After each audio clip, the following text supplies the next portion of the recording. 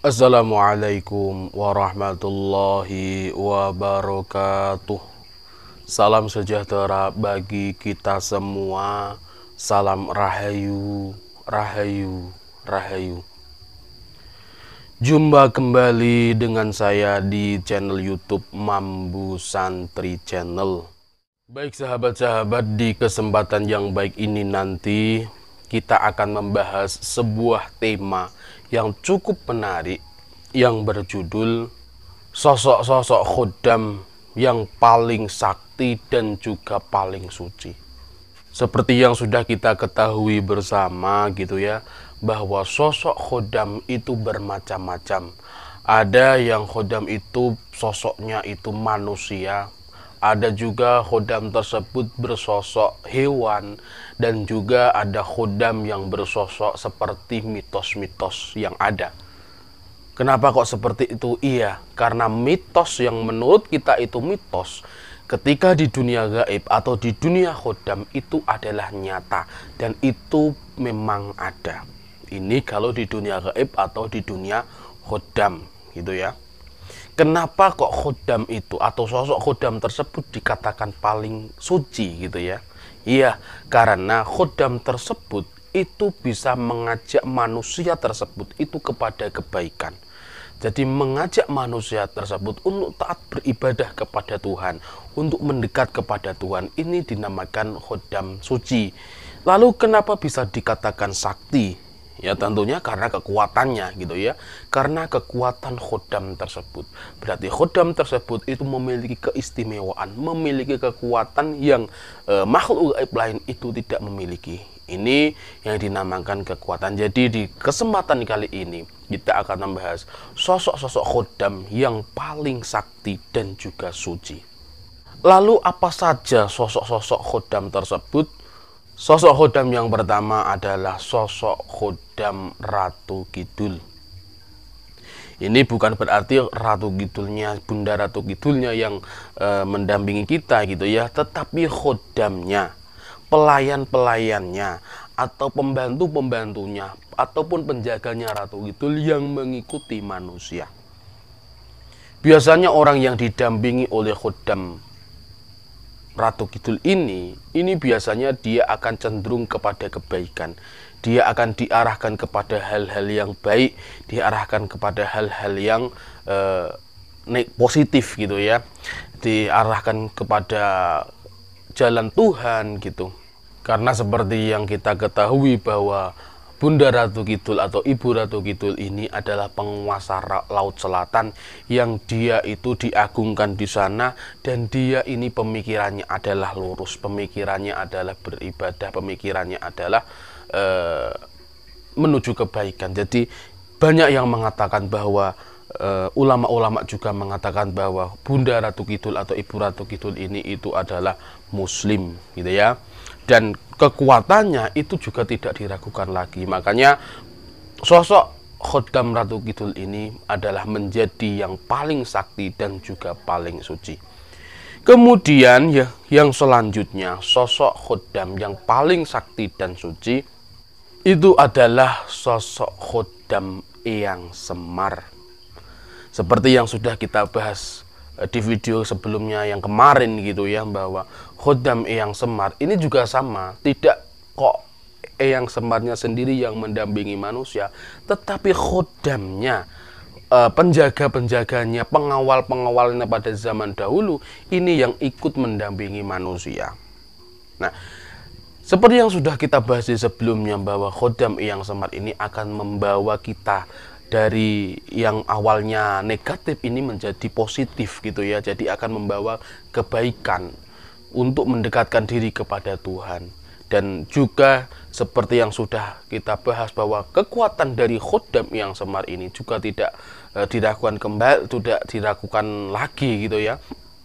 Seperti juga kita ketahui bahwa khuddam Eyang Semar ini adalah orang yang mengayomi, seperti di cerita-cerita pewayangan gitu ya.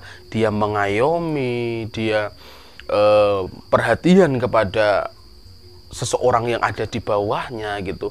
Jadi khuddam Eyang Semar ini adalah termasuk khuddam yang paling sakti dan juga paling suci. Kemudian sosok khodam yang selanjutnya yang termasuk paling sakti dan juga paling suci adalah sosok khodam waliullah atau khodam berjubah putih. Ini termasuk khodam yang paling sakti dan paling suci. Karena apa? Orang yang diikuti atau orang yang didampingi oleh khodam ini, khodam waliullah atau khodam bersorban putih ini biasanya orang tersebut itu perilakunya akan mengikuti hal-hal yang baik. Kemudian dia juga biasa gemar untuk menebar kebaikan. Dia ahli ibadah, ahli menyembah kepada Tuhannya gitu ya. Tetapi ini juga sesuai dengan kepercayaannya masing-masing gitu ya. Dia akan beriman, dia akan taat kepada Tuhannya.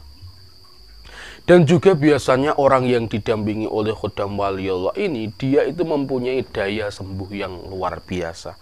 Dia mempunyai daya sembuh, mempunyai kekuatan penyembuhan.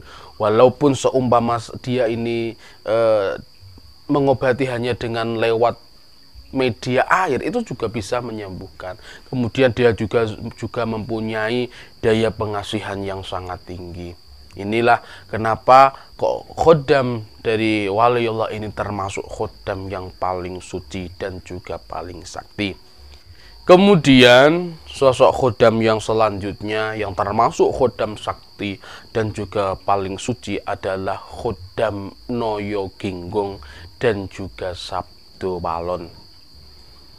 Sudah kita ketahui bersama bahwa tokoh ini itu adalah tokoh yang suka mengemong raja-raja Jawa pada zaman dahulu.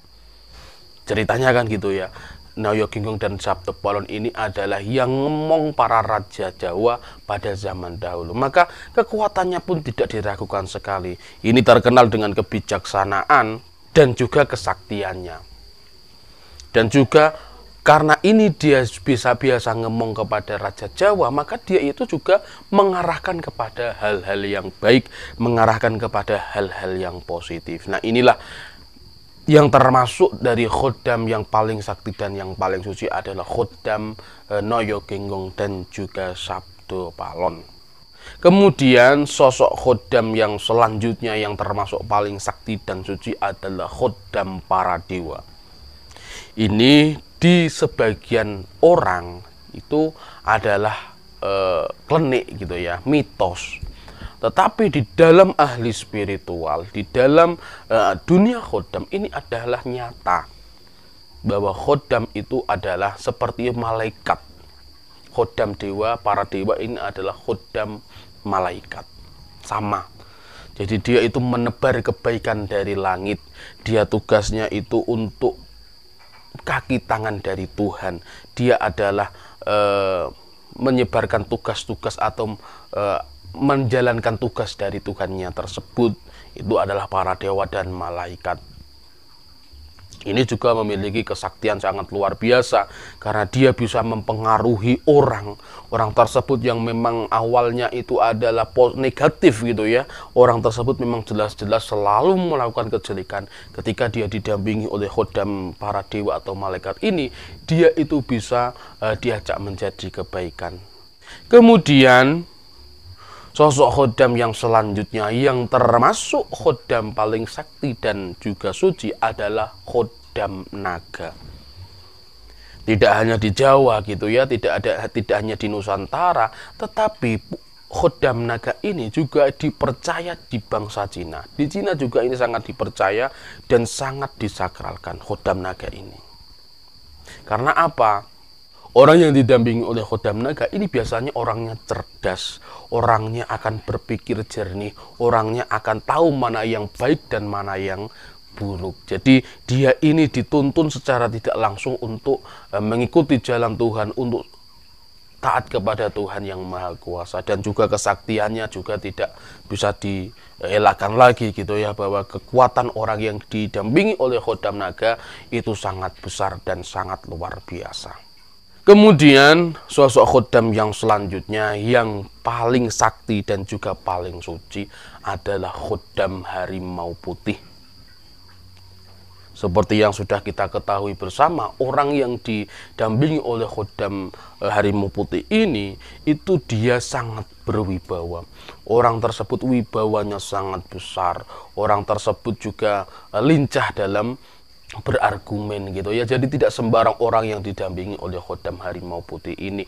Dan yang paling penting, orang yang didampingi oleh khodam macan putih atau harimau putih ini, itu dia sangat rajin beribadah.